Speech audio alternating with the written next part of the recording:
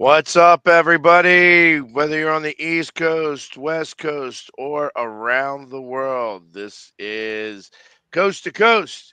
It's me and Dustin today. What's going on, Dustin? Trying to dull out the noise of the rest of my roof getting finished today. Well, let's hope that that works. Oh, look at this. Hold on, hold on. Holy hell! Uh, it, I don't Maybe. know. Maybe, maybe not. And we'll see. We'll see. Maybe not. I don't We'll know if he see if meant. I don't know if he meant to do that. he could be on a plane. I He figured might. he He said he might was have going meant to to. be in the air. Yeah, he might be watching and then hit the join button instead. So, and it seems like, oh, there we go. There we go. All right. Nope, not yet. For some reason, we are having a hard time getting on our Roku channel today. Roku doesn't want to play with us. So, I don't know. Bo, are you there or are you just. If you're there, you're muted right now. All right. Well, either way, we'll leave him up here just so that he can hear us talk about. DK. Yeah, DK is the Seahawks are looking to move him. And yeah, a lot of that had to do with once they elected to release Tyler Lockett. I think DK must have had a meeting with the higher ups because they basically said all the traction kind of came after Tyler Lockett was released. So there must have been some conversations after he got released, like the direction of the franchise, things like that. And DK is the one that requested a trade. So now Seattle is open to dealing him, but the asking price is so astronomical that I don't see it happening because they are looking for 3 first-round picks for him. Yeah, that ain't gonna get it. I don't even think they get 1 first-round pick for him, honestly. I could see getting 3 picks, maybe a second and a couple thirds, but they're not going to get 3 first-round picks for him. Well, I think he could get maybe a third, 2/3. Yeah. You know, I mean, that's that. I could see that happening, but not 3 first-round picks for somebody who doesn't run every route. For somebody who decides to take plays off. I mean, you look at last year too, like obviously in-season trades are different. When you're doing an in-season trade, you're a lot more desperate to get rid of the player. Like you look at what Devontae Adams got in return. You look at what DeAndre Hopkins got in return when they were traded. It was like a 5th rounder and a 6th rounder. So like in-season trades, obviously, if you're trading somebody like that, you're going to be more desperate. You're going to take what you can get. But this being an off-season trade, yes, Seattle will be able to get more because Metcalf has multiple years under his contract yet. But he hasn't performed like a Justin Jefferson. He hasn't performed like a Jamar Chase or some of these AJ Brown, even like some of these elite receivers. Where if AJ Brown would demand a trade or Jamar Chase would demand a trade, well then yeah, you might be able to get 2 first-round picks for Jamar Chase. You might be able to get a couple first-round picks for AJ Brown because they've consistently produced. DK's had 2 outstanding years. He's had another solid year, but everything else has been good. Yeah, I haven't. You know, I don't think that he's been even like he was great the first couple seasons. Yeah, those are like his 2 like outstanding years when he was averaging I think 14 or 1500 yards over his first few years, and then I'm not like he's still a good player. There's no doubt about it, but like 900 yards as a rookie, then he had 1300 yards, 10 touchdowns. And since then, he's had 967, 1,048, 1114, 992. So he's never had under 900 yards receiving, but he's also only hit 1,300 yards once. So he's not your prototypical number one. He's a number one in Seattle, obviously, and he would be a number one on most teams he goes to, but he doesn't necessarily put up like the number one receiver numbers that you would expect. Actually, my thought is he would actually probably make a better number 2. The problem being is that he don't like to do things sometimes. You know what I mean? So it's just like, And yeah, he's but He's such an enigma too, because you look at his size, you look at his speed, like he is a genetic freak of nature. Like he's fast, he's tall, he's strong, he's got like every physical attribute that you would think a Hall of Fame receiver would have, like Kelvin Johnson, Randy Moss, like all these tall, fast, physical freak wide receivers that have come through the league. But like you said, he does a lot of things where he half asses it, where he'll decide when he wants to run a route, he'll decide when he wants to do this, and a routine slant over the middle. He'll drop the pass or he'll bobble it to the point where he can't get anything after the catch. Like he's a very inconsistent receiver. Agreed. So it becomes a matter of yeah, he's a little bit like Des Bryant, except Des Bryant actually he I didn't think take many plays off. Des Bryant was a better route runner because he could do more in the route game. The thing that hurt Des Bryant was Des Bryant got in his own head a little bit, and now you're starting to see that with DK, especially the last 2 years, where DK is getting in his head, where he lets a lot of those things where players push after the play a lot of times. He kind of lets that get to him to the point where he's the one that draws the personal foul penalties because he gets a little bit over the top at the end of the play, and he's kind of gotten in his head a little bit, just like Des Bryant always did. But Bryant was a better overall route runner, and he was a more consistent pass catcher. Yes. And I think it's yeah. I don't know. I think somebody may give one number one. I mean, I guess if you don't ask for three number ones, you don't get them. But I mean, I have a feeling that obviously, that's going to be ridiculous to that response. I figure maybe he gets one number one, maybe. Yeah. If somebody wants to give up a number one, who would give up a number one? If it is a number one, I don't think it's a number one this year. Just because like the teams that you're looking at that need a wide receiver, Tennessee Titans obviously come to mind because they pretty much don't have anybody on offense. Well, Tennessee's not going to give up the number one overall pick this year. Like that's their pick. They're going to do whatever they can do with that number one pick this year. Tennessee could potentially give up their number one pick next year, depending on where they're picking. Like they could have it set up where, we'll give Seattle 2/3 this year in our first round pick in 2026. There's no way in heck Tennessee's going to give up the number one overall selection for DK Metcalf. I would do an escalator clause. Actually, I would do like, hey, I'm going to give you a second round pick, and if he or a third round pick, and if we make it to the playoffs, we'll up it to a second round. If Which, he let's do that too. I was going to say the player that DK reminds me a lot of, and this player wasn't as big as DK was, but DK reminds me a lot of Justin Blackwell.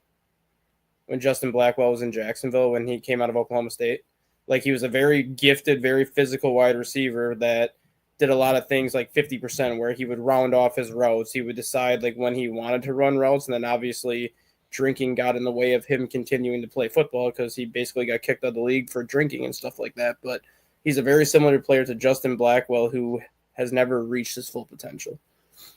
And that's the problem I have here with him. And like Kenny Block, I don't know if he can he's block either. 235 pounds. He should be able to throw a block on a safety. Right, but he doesn't. That's the problem. He doesn't even need to either. Like he could be running down the field and just like bump into somebody and the guy's gonna fly. Like he doesn't even need to like actually block. He's just got to get in the way of a secondary to make a block, and he still doesn't do that. So that would be a way to do that. Like I say, if you go with an escalator clause, so okay, listen, we're going to give you a third round pick this year, and we're going to give you a third round pick next year as well. And if he makes the Pro Bowl, the third round pick next year can turn into a second. Yeah, second, and then say if he makes the Pro Bowl, go to number two. If he becomes an All Pro, if he's a second team All Pro or first team All Pro, he can become a number one. Because if you're even a second team All Pro, likely you have made a difference on the team. Yeah. So unless of course you go to a crappy team and you're the only offensive weapon they have. But even still, at that point, you would have done like to become a first or second team All Pro. Listen, that's only 4 receivers in the entire league that get to do that. Yeah. So if you're going to fall into that, it's going to be fine. So, but I don't know. Who else did I see? I saw something else that was Two interesting to me. Tutu Atwell signed a 1-year extension, which is nothing really because it's 10 million. Max Crosby is Got 3 year, paid 106.5 million dollar extension. highest paid non-quarterback in the NFL. Is he that good of a player? I don't know. He is How when about he's motivated. and getting rid of Bosa? That was a surprise. That especially, I mean, he's been there 9 years, and maybe his production wasn't what it was last year as it was in the past, but he did have some injuries last year, so I guess you can't really hold that over his head. But Bosa's still been a very, very good player. And now the Chargers, which were one of the more improved teams in the NFL last year, not only did they get rid of their best defensive line player, but there's a chance that they lose Khalil Mack as a free agent also. So a big chunk of the pass rush that they had last year, they could be losing in free agency. So I mean, but in 9 seasons, he's only had 72 sacks, which only averages about 80 eight year. a year. So it's I get it. He's 29 years old. He's had a hard time staying healthy. Mm-hmm. Like you said, he missed 3 games this past year.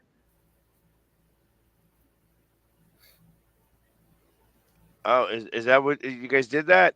Yeah, they restructured CeeDee Lamb and Dak Prescott's contract, so they freed up $57 million. $33 million alone came from Dak Prescott's or $36 million came from Dak Prescott, and then $21 million came from CD.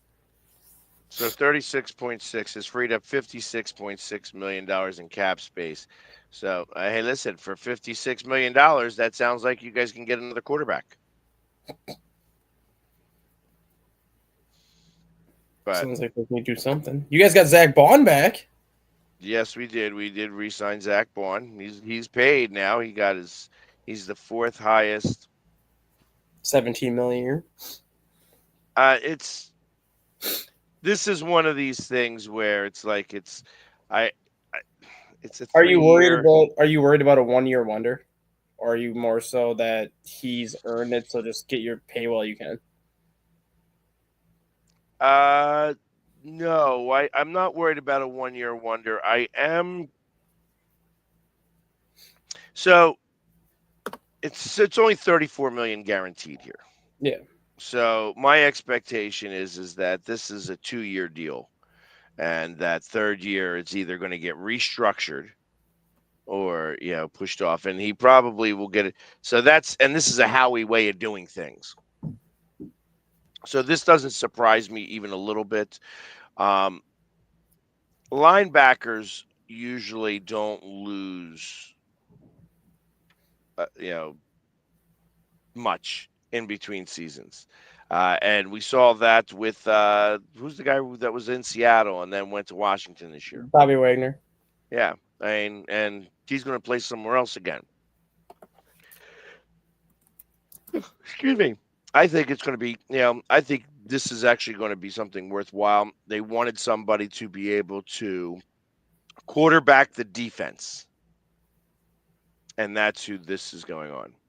But this isn't even the big word of the day from the Eagles. Like there has been a little bit of a Twitter war going on between CJ, GJ, and Big Play Slay. I have not seen that. Oh yeah, you got to get on Twitter to find out about it. But it's been a little on the messy side. At least CJ is a little butthurt that Darius Slay didn't really name him as a veteran presence, and it's like it's all very petty stuff. It's very petty, but I don't know. I just find it very interesting that out of all the things that have been happening with the Eagles, this is what we're talking about because I guess there's nothing else to talk about because our Sixers suck and the Flyers suck. And Hey, Minnesota Vikings just made their first sign of the offseason. oh, what did they do? We brought back safety Theo Jackson on a 2-year, $12.5 million deal. So He's one of their best special teams players, but he's ultimately being groomed to take over for Harrison Smith. and the Browns restructure Watson's deal and save like almost $36 million. When you save $36 million, does that mean you just pushed it off another year? Is that what you just did? Yeah, ultimately, because he's not going to be able to play this year. The guy tore his Achilles and then tore it 2 months later. Like, he's not going to be playing this year. He's not going to be playing ever again, I don't think. I think it's Cleveland. I think he'll play again, but I think it'll be when he comes back, it'll be very similar to what his first year in Cleveland was, where you could tell that he missed a year of football because he just looked completely terrible his first year in Cleveland. I think you can see the same thing next year, where if he misses a year of football again because of a torn Achilles, if he comes out next year and struggles out the gate, that's it. Like, Cleveland ain't going to keep him, and I don't think anyone else will bring him in.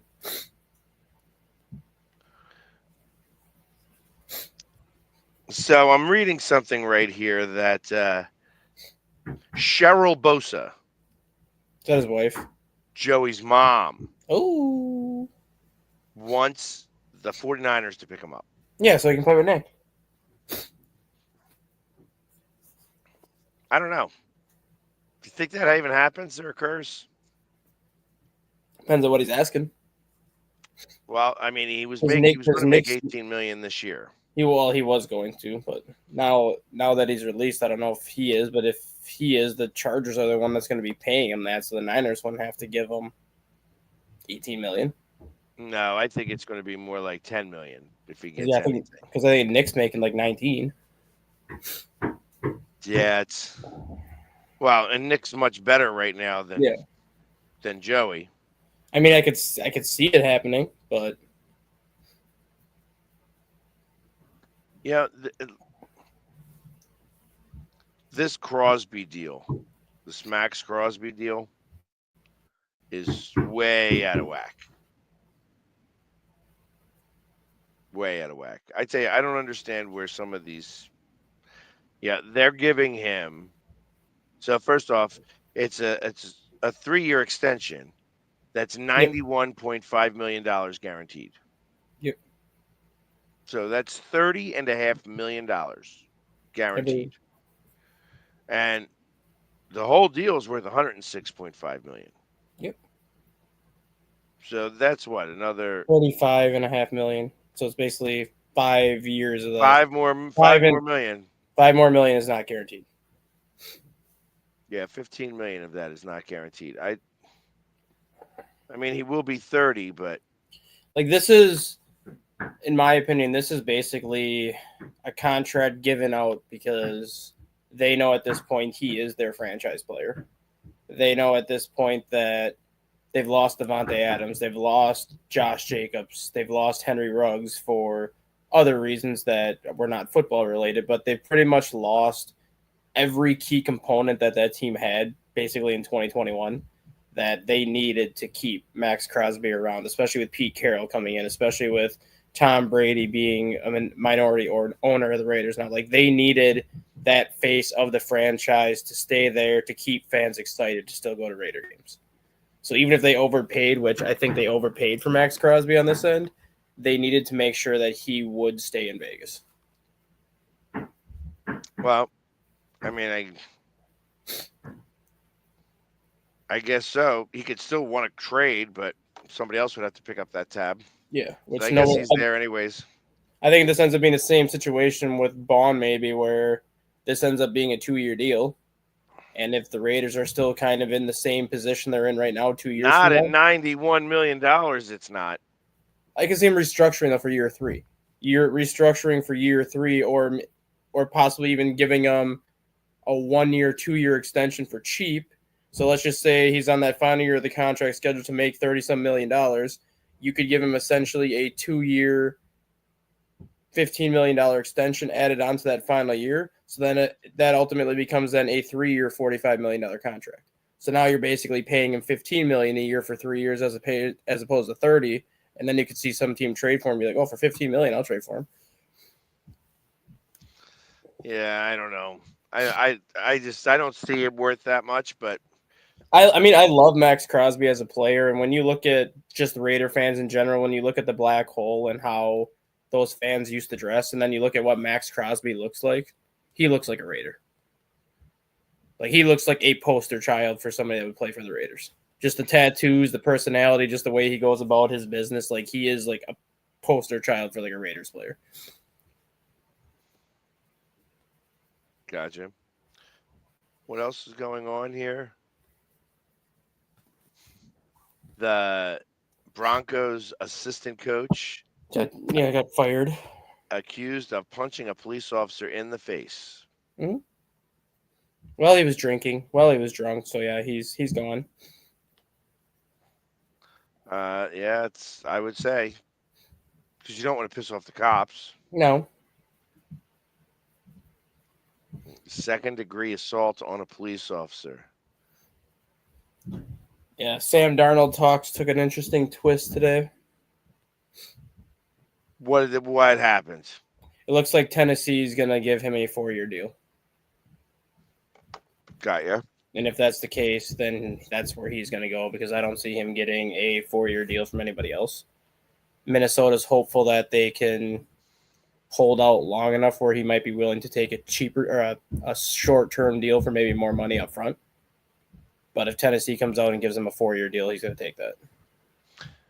Not like 4-year, $165 million. 4 years, probably like 4 years, 160, probably 4 years, 165. Yeah, versus Minnesota's hopeful they can maybe get him at like 2 at 85, 2 at 90 maybe. But I mean, 2 at 90, you're getting more money annually. But if he gets that 4-year deal, I don't think he's gonna be like, oh no, I'm gonna wait and see what the Vikings give me. I'll take that 4-year deal. Yeah, I don't know. Again, the last 2 games of the season is the problem I have with Darnold. And that's the thing. You go to Tennessee, you're going to be seeing that pretty much all year because they don't have a good offensive line in Tennessee. And you saw what happened those last 2 games when Minnesota's offensive line didn't play well. Right. So you might get that for an entire season next year in Tennessee if they don't have an offensive line. Well, and then, I don't think he's going to, like I said, I don't think he's that good. I know that Tennessee's offensive line is Poo-poo. Swiss cheese. I don't these think teams Darnold have the wrong idea. I don't understand. I really don't understand. Like Darnold was the number 3 pick in the draft for a reason, and I don't think he's as good as what he showed last year. He just ended up falling to the perfect situation with so many offensive weapons around him that he had to do literally not much to succeed because he had so much weapons around him that they could help him succeed. But I also don't think he's nearly as bad as what he showed when he was with the Jets. I think he's somewhere in between what he showed last year and what he showed with the Jets. Which, if he goes to Tennessee, hell, I guess we could say what he looked like in Carolina is I think what the Sam Darnold really is. Because Sam Darnold was 4-1 as a starter that 1 year in Carolina before he got hurt, and then Carolina went like 1-10 the rest of the way after he got hurt. So I guess you could maybe say the way he played in Carolina is what the real Sam Darnold maybe is. Well, because that's kind of a little bit of both, and a little bit of a mix in between of the Vikings and the Jets, where he's shown that he can throw 25, 30 touchdowns in a season, but he's also going to turn the ball over 15, 16 times. It's not like last year where it was 37 touchdowns and 13 picks. Like, I don't think we'll ever see that Darnold again unless he comes back to Minnesota. So do you think that that Minnesota winds up taking a big step backwards because having to go with McCarthy? Well, you look at the schedule they have too. Like, they have a very difficult schedule next year. And even like we talked about this, I think last Friday, I think looking at the teams that are coming to Minnesota next year, I think they have the hardest home schedule in the NFL next year when you look at who they got to play at Minnesota. So even if they would have stuck with Darnold, I would have saw them taking a step back from 14 wins to maybe 10. I wouldn't be surprised if Minnesota went 7-10 next year, 8-9, and it wouldn't be McCarthy's fault. It's more so that they have to replace their entire secondary. They have to upgrade the offensive line. So this year might be kind of that transition year where they use a lot of their cap space to fill in the pieces around McCarthy to get it to where they want to get it. And then next year is when they start pushing all the chips back to the middle and be like, you have your offense. You have your offensive line. You have your defense. Now you're going to get the keys to the car and run with it. Well, I guess we will see. Because it's going to be because Bo made that good point last week where when he was at Michigan, he wasn't asked to do too much. Like he was asked to make you 5 to 8 good throws a game, and then relying on a heavy run game from Blake Corum and some of those running backs in Michigan, relying on a great offensive line, relying on an outstanding defense when he was at Michigan. You throw him in as the starting quarterback next year, you're going to have him make consistent big plays for you every single game. Like, it's not going to be a situation where it's like, oh, go and give me 5 to 8 good throws. No, you're going to have to give Minnesota 15 to 20 good throws. And that's the question. Can he give you 15 to 20 good throws?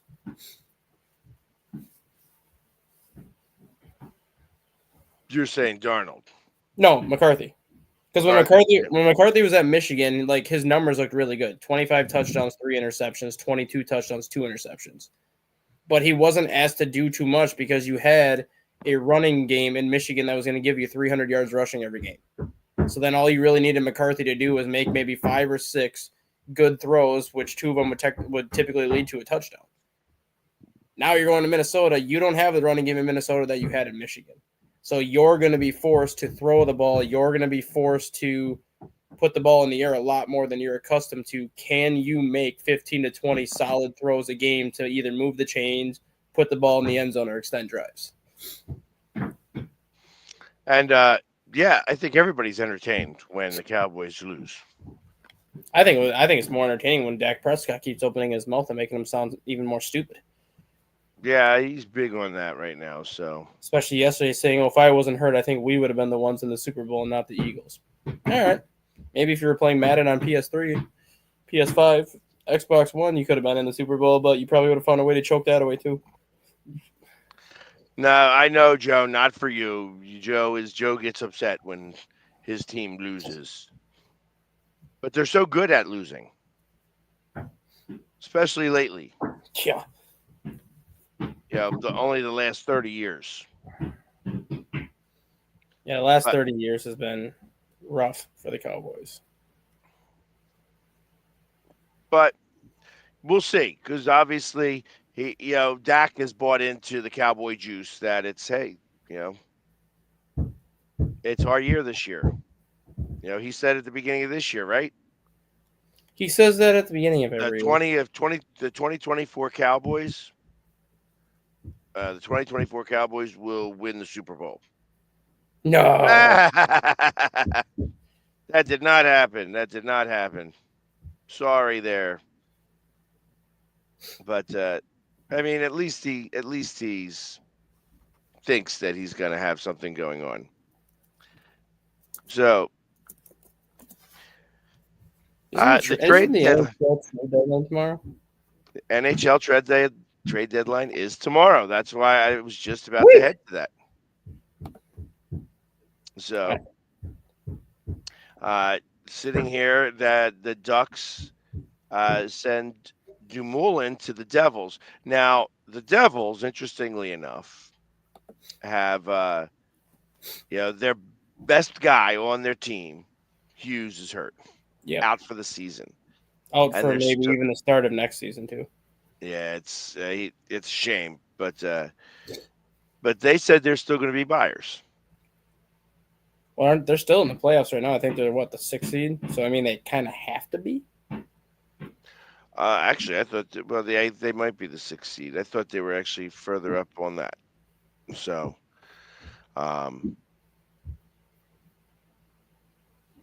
possible. I will say. I mean, so they were buying into this. I don't know that that's going to be the case or not, but yeah, they're the 6th seed right now. And how about this? Ovechkin only needs 10 goals. 10 goals. He's going to do that this year. Well, yeah. I mean, I don't think anybody when the season started thought the Washington Capitals would be the number 1 seed in the Eastern Conference right now. And they're not only the number 1 seed, they are 9 points clear of Florida right now. Yeah, which amazes me because they've had really good goaltending play. They That's had, really what's been doing it. and last year Washington floundered. I mean, they made the playoffs, I think, as the 8th seed last year, but they had to get in on the very last game of the season just because it was like a 3 or 4-way tie for that final playoff spot, and you had to wait for wins, losses, and ties in that final game to play out. And Washington ended up beating the Red Wings out for that final spot, but they really didn't make too many changes to that roster. Like, it was pretty much a run it back type of roster where they may have signed like 1 or 2 pieces in free agency and whatnot, but it was for the most part a run it back roster that snuck into the playoffs last year, and here they are right now at 88 points, 2 points away from what they had for the entire season last year. Yeah, I mean, right now, and right now the Hurricanes are 12 points behind them. Yeah. 9 points behind the Panthers, and the Panthers and the Maple Leafs are tied up. But the Maple Leafs, yeah, Toronto is what Toronto is. They remind me of the Mets. Toronto's a great regular season team. They just can't cut it in the playoffs. And I'm always nervous about the Lightning, except the Lightning just doesn't have the team that they used to have. Well, the Lightning did make a massive trade yesterday. So the Lightning, I'll find it. It was actually a really good trade they made yesterday. I'll see if I can find Bjorkstrand. Yes, Bjorkstrand and the other guy from Seattle. They got 2 guys from Seattle. Jorday. Yeah. So, and a 2026 fifth-round pick from Seattle in exchange for a first-round selection in both the 26, 27, a second-round pick in 2025, and forward Michael Eisman. Yeah, so that's actually a big trade for Tampa Bay because Oliver Bjorkstrand is somebody that, given the right situation, can give you 30-plus goals. And going to Tampa Bay, he would have a shot to give you 30-plus goals because of all the other weapons like Braden Point and Nikita Kucherov that he has around him. And then Yanni Gourde, too, is one of the better, I think, defensemen out there. So that's massively, massively upgrading Tampa Bay's front line. And this is interesting that the Red Wings, in the process of this, get their fingers in the pie. They actually retain 25% of the salary here for the better part of a 4th-round pick. Really? So, so the Detroit Red Wings gets involved as brokers. The Kraken are retaining 50% of Gourde's $5.17 million cap hit, while the Red Wings are taking on 25%, bringing his tag down to just under $1.3 million for the Lightning. Jesus.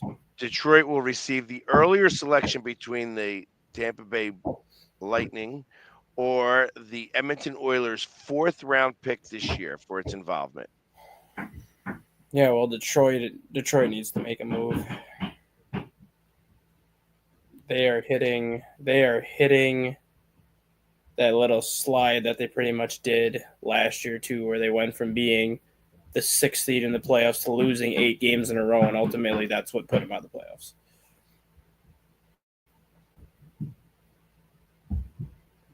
Yeah, this has got a lot of moving parts in this too, because they're top 10 protected picks. So if by chance if they have to move, if it's top 10 protected in 26 or 27, they get an additional 3rd-round pick in 28 and or 29. Yeah. And the 28 and 29 are not protected. Yeah. So you better hope that you can remain pretty good there, Lightning. Well, yeah, that's what I'm saying. Like, this move is more of, I think, a win now and win next year move. Because I think Gourde's contract is up this year, and I believe Bjorkstrand is up next year. So, like, you're getting 2 pieces that'll help you this year and then another piece that'll be around next year. But after that is where it gets dicey if you can't win right now. Yeah, and I wonder, like, what's the team that's going to, that's going to bring all their players back at the end. Like, there's always that team that's like everybody's hurt until they get back in. Well, Florida, I think, is going to be one of them just because of Tkachuk. Because Tkachuk's out right now, but he's going to be back for the playoffs. He'll do. Yeah, but that's that. Yeah, so he was playing all season long. Yeah. So that's the other part of that. But let's see who else is really going to be like. There's nothing. Hold I don't on. know. I don't really know if there's any teams right now in the NHL that are kind of in that position where there's a lot of players that are hurt that are going to come back for the playoffs. Like every team, I think, has like one, maybe two players that's hurt, but I don't think there's a team like Florida last year where everybody was sitting that final 3 weeks of the season and all of a sudden the playoffs come and they're miraculously healthy. That's interesting too. That Ivan Provorov is his name's been thrown around, but they don't want to trade him because they're actually, you know, they're playing. Jack Hughes is out. Uh, yeah, everybody else is like it's been a quiet trade deadline as of Yeah. yet. So it's nothing crazy. And you had Luke Shen and Novak get traded for Bunting for the Predators. Yep. The Lightning, we already spoke about that. Goaltending depth for the Panthers, but they're not going to use him anyways. I mean, the other one too was Jake Gensel getting traded. Or no, that was last year. But Jake Gensel was rumored to be on the block too, which I was surprised just because he's been so successful this year with Carolina. Yeah, but Carolina's in it, so why would they trade him away? I don't know. His name was on the block as with right when Michael Bunting was traded. Like his name was also on the block, and I was just like, why? I'm interested to see if anybody gets traded from the Flyers. There's a piece of me that thinks that Couturier could be traded. Couturier? Yeah, he's the captain of the Flyers right now. For some reason or another, I think that him and Tortorella don't get along, don't see eye to eye really well. What about Samuel Ursan? Because there are teams that could use goaltending help, and one thing that Ursan has been this year is a very consistent and a very steady goaltender in that. Well, I don't know. He's 18. He's 18, 10, and 4, which I mean that's a very solid record when you look at what the rest of the team is. He's got a 2.91 goals against average and 89% save percentage. I mean he's been very consistent. The save percentage isn't great, but Philadelphia has always been known to be one of those teams that doesn't give up a lot of shots. So if you give up 22, 23 shots a game and 2 to 3 goals get in, your save percentage isn't going to be as high as if you're giving up 36, 37 shots and you give up 3 goals. Well, the problem with the Flyers is that they like to give away the puck in their zone. Yeah. And it goes by the 8-second rule. It's like, think about that. You think about it like when a piece of food falls off of your plate onto the floor and you pick it up, you got the 5-second rule. That's what it is. When you give away a puck in your zone, you have 8 seconds to get it back out again, or else it's a goal. And they run into that all the time, all the time. It's probably part of the biggest issue that they have in total. But that comment that Steeler mascot Troy made about he has no faith in any quarterback in this year's draft. Did you see Will Howard's combine? I did not. Like the Ohio State quarterback? No. It may have been the worst combine performance in NFL history. I don't think he hit more than 2 of his throws. And all the misses were not even close misses. It was awful.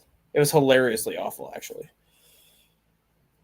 So does that mean he probably will be a 6th-round pick? I mean, he was projected to be a 5th rounder to begin with, but he may just play himself into the 7th round based on his performance. It was awful. Hey, he might be the next Purdy. At least Purdy had a good combine though. Purdy was one of the more accurate combines. Will Howard was just it was bad. That's why I don't watch it. I don't think that anybody really pays attention other than scouts. I mean, it's like I just don't see any need to try to. That's a classic case of like when they always say the pro day is scripted because you're working with your own receivers, you're working with like a set play, like a set amount of plays that you're going to run anyway, so you kind of know them. That was a classic case of Will Howard coming in, not having any idea who he was throwing to, not having any ideas what plays they wanted him to run, and just going out there and winging it. And did I see that right? No. Oh, yes, I did. I did see that right. The Chicago White Sox won a game yesterday. Yeah, they won number 3. That's their 12th win since the All-Star break last year. Yeah, it was a split squad game. They lost a game yesterday too, so Yeah. don't think that they're that exciting. No, Yeah, they're whatever the GM over there is drinking, I kind of want some because, well, I don't drink anymore. But he basically said he expects the White Sox to be a much more competitive team that can win 80 games this year. Which, yeah, I don't see it. They really don't have. The White Sox can win 80 games. That's what the GM said this year. The White Sox GM said we're going to be a much more competitive team that's going to win around 80 games this year. I'm like, oh. I will bet him $5 a game under that. Mm-hmm. So if you $5 a game at 70 games. If you win 50, it will be considered a successful season, considering how bad you were last year. I think they get to 60, 65, but I don't see them getting even the 70 wins. Like they outside of Luis Robert, they have nothing. They're going to win. What did they win last year? 32? Like 37, 38, I think. They literally had the worst record of all time, right? Yeah. They didn't have the fewest wins of all time just because when the schedule used to be 140 games, obviously people won less games, but they had like the worst winning percentage in terms of like the lowest winning percentage for its first season. Yeah, I don't see them doing anything anymore. But like, you know, we're getting closer and closer to opening day. Yeah, that's what March 27th. When do the Cubs play against the Dodgers? 18th and 19th of March. So there you go. It's like so it's coming up. Yeah, the White Sox were 41 and 121. You know, and that puts it into perspective because they were 51 and a half games out of first. That means you're basically eliminated by the damn All-Star break. Because after the All-Star break, you only have like 57 games left. Something close, I'm sure. I mean, I think about it like, hey, every baseball team, and this is something that I used to go by, except you can't go by this with this team. Yeah, every baseball team wins 60 and loses 60. So what happens to the other 42 games that makes the biggest difference? Not them. Nope. They decided to not even go the 42 games. Nope, they decided they didn't even want to win 60. So every other team won 60, correct? Last year? 63 and 99. National League 62 and 100. Yeah, 61 and 101 was the Rockies. They were the next worst, so they were 20 games better. Right, and even they won 60 games. Yeah. Never a dull moment, I tell you. Like that's what I said. If the White Sox win, I think the White Sox can win 50 this year. But if they can get to 60 wins, which 60 and 102 is still a terrible season, that would be considered a win for that franchise after what they went through last year. So, here's something interesting. Here, a story saying right here as we speak, MLB players have met the robot strike zone. How's it going? What are your thoughts on it before we even talk about it? I mean, I'm indifferent on it. I like it because I want umpires to get the call right, especially when you look at how pathetically bad the umpires were last year at calling balls and strikes. Like you knew some sort of repercussion was going to come from it because they were at an all-time worst when it came to calling balls and strikes last year. I don't like it just because you're taking more of the human element out of the game where you know every umpire is going to make a mistake. But now you're basically making it so their mistakes are getting on full blast. Like, obviously, if a ball is like 3 feet outside and the umpire calls it a strike, well, yes, then that's going to whatever. But if there's a ball that is called a ball and it looks like very close to the zone or a strike that's called a strike by maybe an inch and it ends up being a ball, that's kind of putting the umpire on blast, and it's basically showing that these umpires have to be perfect now, which That's obviously their ultimate goal. But like if you're missing a strike by an inch, I don't think any hitter is going to complain if you get called out on a borderline pitch like that. Like it's a good pitch, it's just not in that box. But now you're forcing it to be like, oh, the umpire messed this one up. Oh, the umpire messed this one up. The best thing was what happened in Florida. I think last week. I forgot what batter it was. It was either the Tigers or it was the Blue Jays, but it was in the 7th inning. They called for the challenge or whatever. So the umpire called it a ball, and it was a very close pitch. It was a ball, but it looked like a strike how the catcher caught it. So they went to the challenge system. It ended up being the correct call. The umpire puts on his microphone. After review, the call was actually correct. It is a ball. Like that is awesome. Well, and I've found that they've been calling it right. Yeah. A lot of the times that the batters have been off. But it's what I do like is that it shows how far away it is from being a strike. And the thing that Jay just said too, it doesn't necessarily take away from adjusting to the umpire zone because each team only gets 2 challenges a game.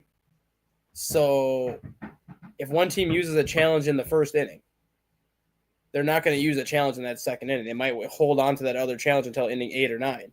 So the umpire could still have a wide strike zone, and a team can't challenge it more than twice. So if they want to use their 2 challenges in the first 2 innings, the umpire can call the same zone the rest of the game, and he can be calling strikes, balls, and balls strikes, and there's nothing the other team can do about it because they use their 2 challenges.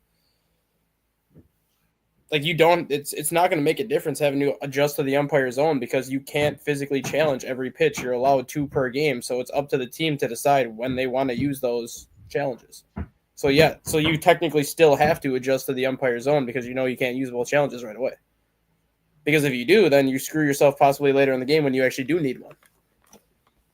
So here you go.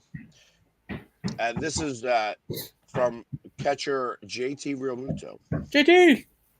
As a hitter, I want ABS. As a catcher, I do not necessarily want it. Yep. It takes some of the art form of catching away. Yep. It seems like it is devaluing the catching position. He also wants more limited challenge system over full automation. Yep. That's the thing. Like, as a hitter, obviously you want it because there are a lot of times when a hitter gets called out on strike 3 when the pitch is a ball.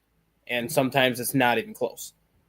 And as a catcher, especially for like JT Realmuto or any catcher, you know the strike zone better than anybody else because you're back there catching it. So you know what's a strike and what's a ball. So if you get rung up on a ball, of course you're going to be like, well, I want a challenge for that because that's not a strike. But then if you're catching, you're like, no, I want every single call I can get. I don't want the batter to challenge this. So, but here's what I do think that they should do. Like since this ABS system is it shows exactly how far away the pitches are. I think that if a pitch is 3 inches or 4 inches out of the strike zone, then it should be an automatic ball. It should override anything that the umpire says. Right. Obviously, if it's a swing, it's a different scenario. And realistically, we're not talking about the check swings because you can't check them at all. Still, that's not part of this. Somebody made a great comment yesterday. I think it was, I want to say it was either John Kruk or Mike Schmidt, that had this been around in the 90s, Greg Maddux and Tom Glavine would not be the pitchers they were. Because of how many calls Greg Maddux and Tom Glavine got off the corners, because they consistently nitpick the corner every single pitch, that they forced the umpire to pretty much call them strikes even when they weren't strikes. Had this system been back then, neither one of them would be nearly as good as what they were because there would be balls that would be actually called balls, and then they would have to throw pitches in the zone more and would have got hammered. 100% agree with that. Absolutely 100% agree with that. Because ultimately, if you're not getting the corners, if the umpire is deciding not to give you the corner that day, you have a problem. Like that means you're only throwing 88 miles an hour. Huh? Especially when you only throw like 88, 89 miles an hour. Like back then, 88 to 90 was seen as a good fastball. But now, because pitchers are throwing so much harder now, 88 to 90 is seen as a batting practice fastball. So if Maddux would be pitching in today's game with the ABS, and he's like trying to nitpick the corner and the umpire's not giving him that call, If he has got to come down the middle, he's going to get teed off because hitters are seeing 88-mile-an-hour fastballs in BP. Well, and that's why you don't see those pitchers like that anymore. You don't see another Glavine. You don't see another. You have to have, like I said, I mean, Kyle Hendricks for the Cubs is the closest one to Maddox since Maddox retired because he's a guy that throws 87 to 88, sometimes 89, and he consistently works the corners. But the last 2 years, he's lost the ability to hit the corners consistently where he's now missing by 3-4 inches off the corner as opposed to maybe 1 inch where he can get the calls. And his ERA the last 2 years has been 5.71 and 5.45 because now he's got to challenge hitters throwing 87 miles an hour. That just doesn't work. Well, I mean, I hear that. But like I said, I don't know. See, this is where I kind of believe like a good knuckleballer could actually do really well in this league. Oh yeah.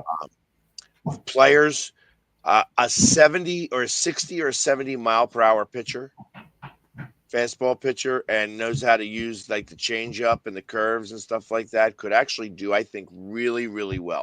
Everybody's doing power. Yep. When you see these position players come in the ninth inning, throwing 65 lollipops, they can't hit him. Right, they cannot hit him. A pitcher that comes to mind that you are obviously very familiar with that didn't have the success that a lot of people had, but he pitched so long. I think Jamie Moyer, if he was pitching right now, would have a crap ton of success. Oh, 100%. I knew you were going to choose him. Because he threw, like, beginning of his career, yes, he was throwing 87, 88 at the beginning of his career. But by the time he got to, like, age 36, 37 to when he retired at, 47, I think he retired, his fastball was 83, maybe 84. The changeup was around 76, 77. 60s. He was like a 76 mile per hour fastball. And then he had the curveball, which is like 64, 65. The changeup was around 72. And like he was never a starter, but he was a very solid reliever at the back of his career because nobody was used to seeing stuff that soft. Yeah, and that's what I think. Think about Phil Niekro. Niekro right now. I mean, throwing them knuckleballs that just at like 45 miles an hour. Tim Wakefield even. Yep. Because Tim Wakefield's knuckler was about 67 to 68, but even he like had a couple of years of success. The guy that I'm interested to see though is, since you're talking about knuckleballers, is Kenny Sirwell from the Tigers. He was picked up as a free agent. He pitched in independent baseball last year. He was on the team when the Chicago Dogs last year when we talked with the Dogs manager. He has an 88 mile an hour knuckler. Damn. I want to see him actually get a shot in the majors this year because I want to see if hitters can actually hit that knuckler. Well, now they have that sweeper pitch or they have that unknown pitch where it actually will dip and raise. Or like Paul Skeens, who just decides that I'm going to create my own pitch and call it the Splinker. And it's a 95 mile an hour splitting changeup that starts at the letters and drops to the damn knees. And listen, they're starting to throw them like wiffle balls. Yup. So that takes a lot of arm strength to be able to do that. So that's why Skeens is able to do anything he wants to with these balls. But that's what's going to start happening. That's what they're figuring out in Japan. Yep, and that's why batting averages have been at a historic low the last 3-4 years. It's not because the hitters are worse. Every time someone says the averages are down, it's because the hitters are worse. I will argue that to this day that the hitters are not worse. It's the fact that the pitching is so much better. You can do so much more with a ball now in terms of the spin, in terms of how you can make a ball break, in terms of how hard you can throw a slider, a curveball, and all that stuff now. Like the pitching now is so much more difficult to hit than it was even like 10, 15 years ago that, of course, averages are going to go down because the pitching is that much harder to square up. Exactly. Like Paul Skeens is a perfect example. Like Steven Strasburg came into the league in 2011, 2012. And he was like the first kind of pitcher that was pretty much everything he threw was hard. 98 mile an hour fastball, 92 mile an hour slider, 90 mile an hour changeup. He was kind of that first pitcher to kind of feature everything like that. Now you got Paul Skeens, 102 mile an hour fastball, 95 mile an hour splinter, 94 mile an hour slider, 91 mile an hour changeups. Like nothing he throws is soft, and the stuff that he has when it breaks, you have no shot to hit it. Right. Exactly. That being said, we have made it to the top of the hour. Thank you for joining us today. We will be back tomorrow where Bo will be around. I did see where was Bo. Bo was in the air today. He was going to California. So tomorrow he will be back with us, probably from the beach, which would be fun to watch. See what's happening at the beach in California. But in the meantime, guys, thank you for hanging with us, and we will see you tomorrow. Take care.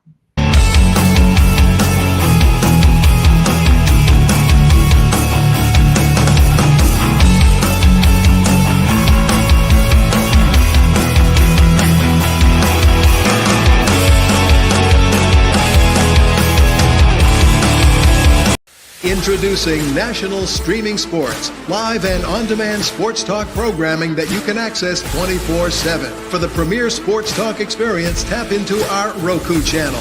Start your mornings with Mac and Jack covering all the weekend sports action. Then pour a cup and enjoy all the sports you can drink on the Coffee and Sports podcast. At midday, talk sports from east to west on the Coast to Coast podcast. Followed at night by some hot girl talk with Prim and Proper Sports featuring Sonia Pearson. Talk boxing on the Gloved Fist. Yankee fans tune in for Start Spreading the News. And there's more on the College Sports Huddle and Sports Scope with Robert Butler. There are 20 podcasts in all and 70 weekly shows giving us a 3.4-star viewer rating. To find us on Roku TV, search for National Streaming Sports on the Roku search bar. Click on the logo and you're in. National Streaming Sports, live and on-demand sports talk for America.